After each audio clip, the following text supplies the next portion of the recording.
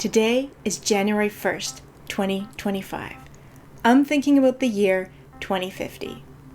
My aim on this channel is to explore possible internet technology that could reduce greenhouse gas emissions. 2050 is the target date to get emissions to zero to avoid the worst of climate disasters. So I'm thinking in quarter-century periods. What's possible 25 years from now? So when I think about all the changes that took place over the last 25 years, the development of the internet, the development of smartphones, what was almost unimaginable to the majority of the population before the year 2000 is our reality. And I hope 25 years from now we can create a reality where we have technology that does reduce emissions. I understand the concern of not wanting everyone distracted thinking that future technology will save them so we don't have to do anything now. Things we have to do now are not just short-term and medium-term goals. Things we have to do now is also supporting long-term problem solving and supporting long-term problem solvers. I think most people, most of the time, are focused on short-term and medium-term goals.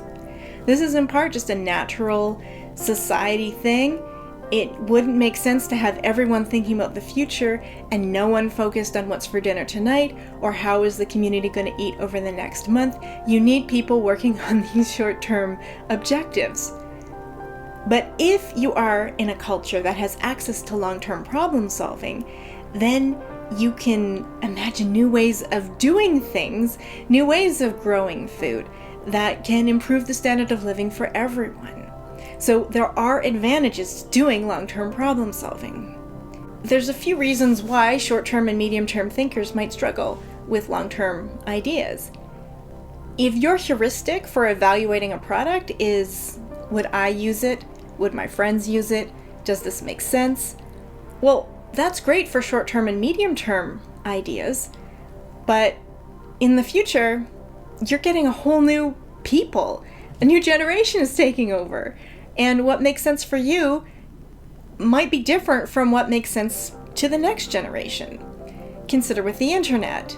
People who were adults before computers, adults before the internet became popular, they're going to struggle often with computers and email and all that. Whereas people who are born into the culture of using computers and using internet, that's going to make much more sense to them. I think people tend to underestimate the amount of technological change that is possible in 25 years. If when you think of a computer, you're anchored to computers of the 1980s and 1990s, it's really hard for you to imagine a computer that is easy for everyone to use. If you're thinking internet is a dial-up connection, it's hard for you to see the possibilities for the technology. 25 years from now, especially if climate change is happening, the world could have very different priorities, very different needs, very different interests. And so future people might make decisions differently from people of today. If we're able to achieve a similar revolution that has occurred over the last 25 years, the last quarter century with the internet, and have a similar revolution for the next internet, an internet to manage goods, technology like the physical internet could really transform the world.